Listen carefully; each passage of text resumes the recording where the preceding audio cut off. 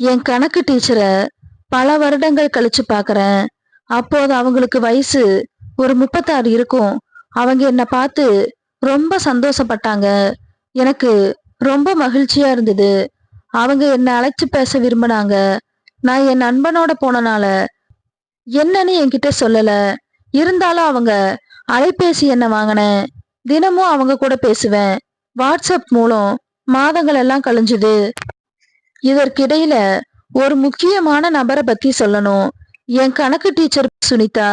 அவங்க காதல் திருமணம். அவ உறவினர் அவரை காதல் திருமணம் செஞ்சு பின்புதான் அவங்க பள்ளியில சேர்ந்தாங்க. அந்த முக்கியமான நபர் அவளுடைய கணவன். பேரு பார்த்திபன். கேடுகெட்ட பிறவின்னு தான் சொல்லணும். கணக்கு டீச்சர் ரொம்ப அழகா இருப்பாங்க. அதனால அவனுக்கு எப்பவுமே டீச்சர் மேல சந்தேகம்தான்.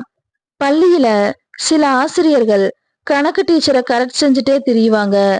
டீச்சரிடம் பள்ளியில் படிக்கும்போதே இத பத்தி நான் சொல்லி இருக்கிறேன், அப்படிலாம் இருக்காதுன்னு என்கிட்ட சொல்லுவாங்க. அந்த கயவனால் என்னோட சுனிதாவோட வாழ்க்கையே நாளுக்கு நாள் மோசமாயிட்டே போச்சு. அவங்க டிவைஸ் வாங்கலாம்னு யோசிச்சுட்டு இருக்கிறப்ப குழந்தைகளின் எதிர்காலத்தை எண்ணி அவங்க பொறுத்துக்கிட்டாங்க. அந்த கயவன் வேற பொண்ணோட தொடர்புல இருப்பது டீச்சருக்கு தெரிய வர நானும் அவர்களுடன் பேசவும் என் ஆறுதல் பேச்சு அவங்களுக்கு என் மேல காதல் வர ஆரம்பிச்சுது. காதல் கொஞ்சம் கொஞ்சமா மாறவும் ஆரம்பிச்சுது. என்னுடைய ஊர் கோயம்புத்தூரு. நான் வேலை செய்வது திருப்பூர்ல. டீச்சரை நேர்ல பார்க்கணும்னு ஆசை அதிகம். ஒரு நாள் அது நினைவாச்சு.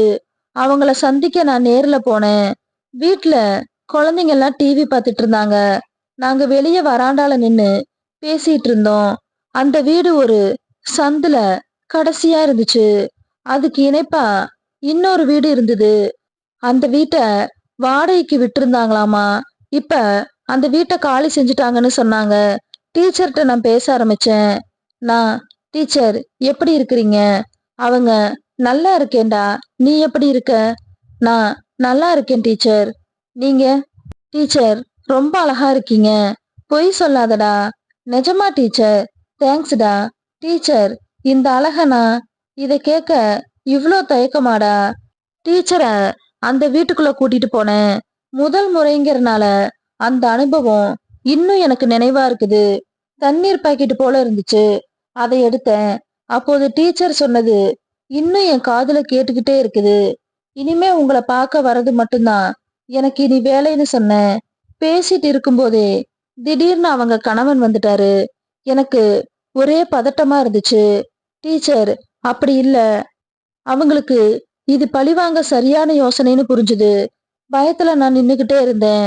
டீச்சர் என்கிட்ட நான் சொல்வது போலயே செய்யன்னு சொன்னாங்க. பார்த்திபன் தொடர்ந்து கூப்பிட்டுக்கிட்டே இருந்தான்.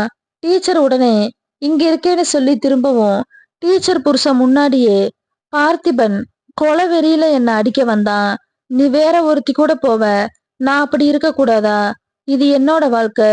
கட்டண புருஷன் முன்னாடியே இவனை கட்டணவளை விட்டுட்டு கண்டவளை பார்க்க போனியே, உனக்கு வெக்கமா இல்லையா? வெளிய போடா. நீ ஏன்டா சும்மா இருக்க? வந்து என்னோட எவன் என்ன பண்ண போறான் நான் பாத்துக்கிறேன். கோவப்பட்டு அவன் வெளியே போயிட்டான். பின்பு திரும்ப ஒரு முறை அங்கிருந்து கிளம்பினேன்.